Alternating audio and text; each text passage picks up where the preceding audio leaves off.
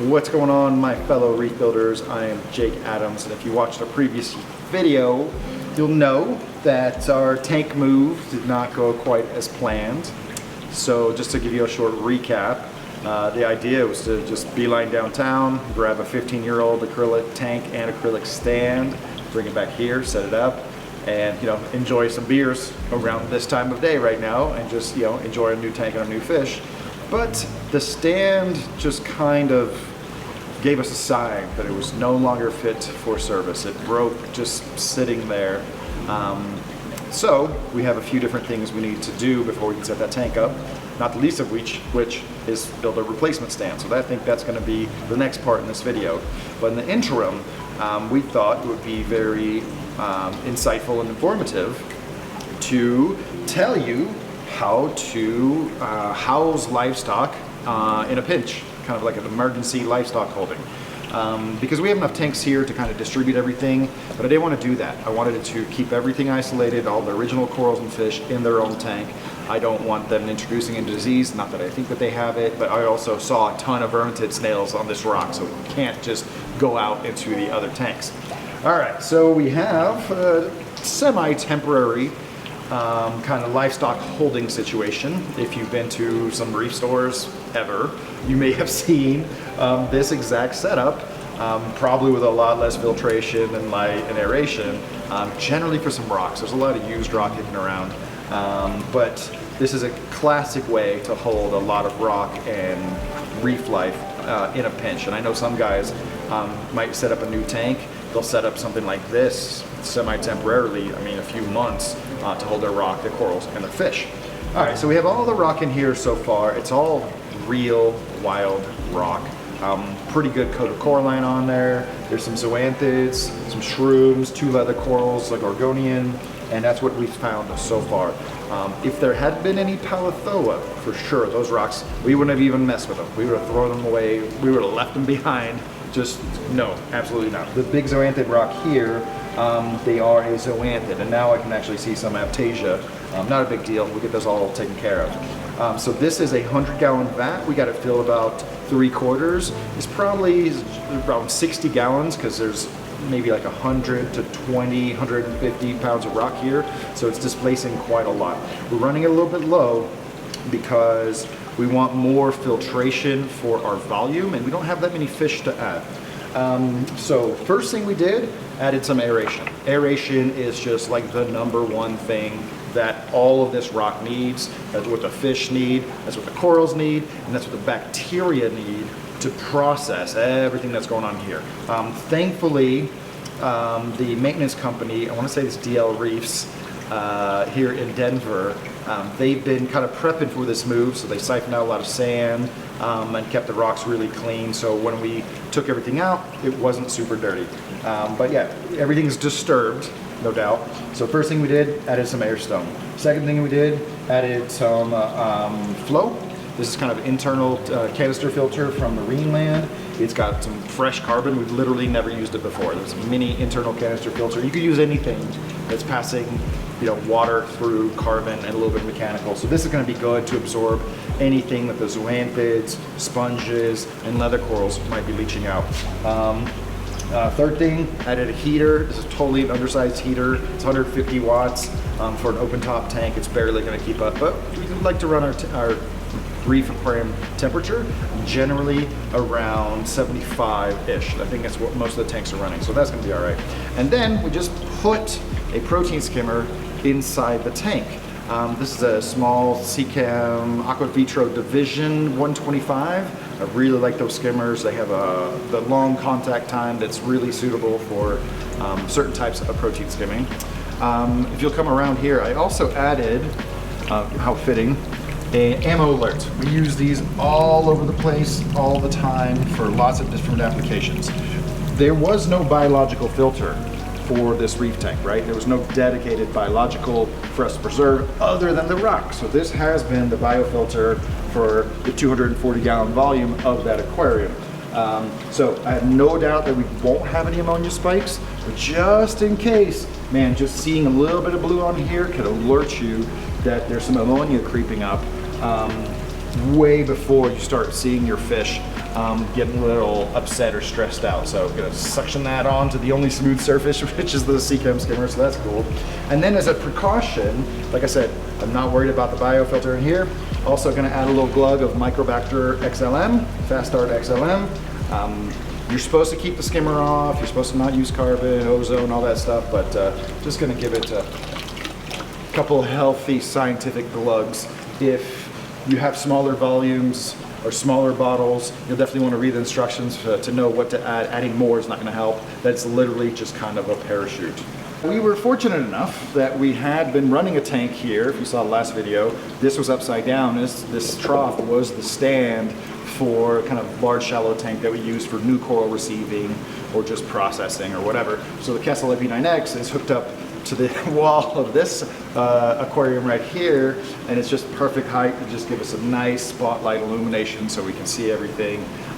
We're going to turn the light down low over the next few days, however long it takes to get the other tank up and running.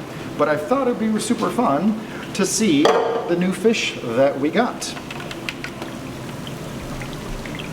So just slowly, I'm going to pick them up. Here we have a lemon damsel fish. This is, I think they said this was Tang bred from Aeration. Is that coming out good? Yeah, looks like it. Okay. So we're going to put him in first. We're going to cycle the tank for 10 seconds until I can get the next fish. What else do we have here? We have, and we already checked the temperature. They're both kind of cold, about 73 degrees, but they're the same. So the fish will be able to warm up with the tank. We have the blackest solid jet black clownfish I think I've ever seen. Not an imaginary mark on him. Maybe a tiny bit of orange around the mouth. We're gonna go ahead and get him in the tank. Get him adjusted here. There's, I think I'm gonna call this, I don't know, black ice or something, snowflake. I don't know. It is a beautiful fish. Not the craziest strain, but this guy's in incredibly good shape. Lots of orange, black, white. So he can go in here with his buddy, go figure out where their territory is gonna be. What else do we have? We have a flame hawk that I don't think is gonna be as easy to catch. This guy is very old, so he's got a little bit of HLE around the head, but you might not be able to tell, and hopefully with some extra good food, we can get that come back. You know what? I've never had a flame hawk until now. All right, buddy. All right, you the man. You're the man. Here you go. All right, so that's a flame hawk. Look at this beautiful, beautiful marine beta. I've never had a marine beta. This guy is so inquisitive. You know, he was hiding when we first went to check out the tank, but he's got so many streaks of yellow in his body. I'm gonna have to ask the previous caretakers, but I wouldn't be surprised if he was also captive raised by Aeration. Let me see if we can handle him. There we go. Come on, relax, slow and steady. Come on, come on, buddy. You're good. You're good. You're good. Maybe. All right, we got him. We got him. And might not see him again for a while. They are, you know, known to be reclusive, but look at that beautiful coloration on his fins, man. Look at that. Beautiful. I'll definitely have to find out if this is an RA specimen. All right, come on, buddy. Go find a calm place to go relax. And then for the other fish, I'm not playing. I'm going in with the specimen cup, and we're gonna grab the yellow tang, which was kind of our ticket into this tank to begin with. So this is an old yellow tang. Probably could use, you know, a little bit better diet. So he's very pale with the yellow eye and the yellow fins. I swear, I hope he stays that way. I hope he stays that way. A little bit of erosion at the front of the dorsal, but really neat fish. Really good weight on him and super neat color. All right, so you go in here. And then the fish that I didn't even know was in there is this big teal regal blue tang. So some blue tangs have the yellow bellies trait, some of them grow up to be just solid blue, and then I don't know what it is, but some of them actually grow up to be a little bit teal. And I don't know why, but we didn't even know this guy was in the tank until we showed up, and there he was. There he was. It was just hiding the first time we went to go see the tank, so didn't even know he was part of that family. But yeah, this is this is one of the bigger ones here at the studio. I think he's bigger than the other two. I'll let him. But you'll see when I pull him out, he's teal. And some of you might say that's because of, you know, lack of food or whatever. but it's both, right? He's probably gonna, get a little bit more rich after being in the tank, but he's also a teal variety. That is a real variety of Regal Blue Tang. He's very bright, the color that he is. And last but not least, we got a little Azure Damsel fish. And I was joking that where this tank is gonna go, he's gonna be able to see a whole family of Azure damselfish, but he can't go in with them because they will destroy him. So just a nice little Azure damselfish. I love my Chrysiptera. Give him a close look. Yeah, everybody looks nice and clean. When I woke up this morning, I had no idea by mid-afternoon I would have a makeshift saltwater reef pond, kind of an emergency holding for the inhabitants of the tank that we attempted to move. We have a lot of work ahead of us, but it's all in a day's work. This is literally what we signed up to do. So I thought we'd just do one video on how to move a tank. It's going to turn out into a few more parts, instructing you guys on everything that we do to kind of rectify the challenge of having the broken stand. So we're not going to feed these fish. We're going to keep a very close eye on the temperature, observe the corals, the performance of the protein skimmer, make sure that aeration is going on. But otherwise, I really don't expect any problems, any challenges. Like I said, all this rock, this is the reef tank, right? That whole reef is in here. It's just in a different setting, and I'm pretty sure everything's gonna be fine, biologically speaking. But it doesn't hurt to use an MO alert to keep an eye on it and give it a little jolt of bacteria steroids to make sure everything is running full bore. So thanks for joining me on this video. It's going to turn into a multi-part series as we hash out everything else that needs to be put together for this stand, but I think it's going to be a really fun journey at the end of it, and thank you so much for joining us. So if you have any questions or comments about the tank so far, or especially emergency tank, because this is something that is not talked about in the hobby enough. Sometimes you really have to do this. Go ahead and put those down in the comments below if you want to make sure not to miss any more parts in this mini series of reef aquariology.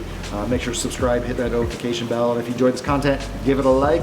We're going to get back to work figuring out how to do a stand very soon. That will be in the next video, so make sure to visit us again for that one. See you guys later. Bye.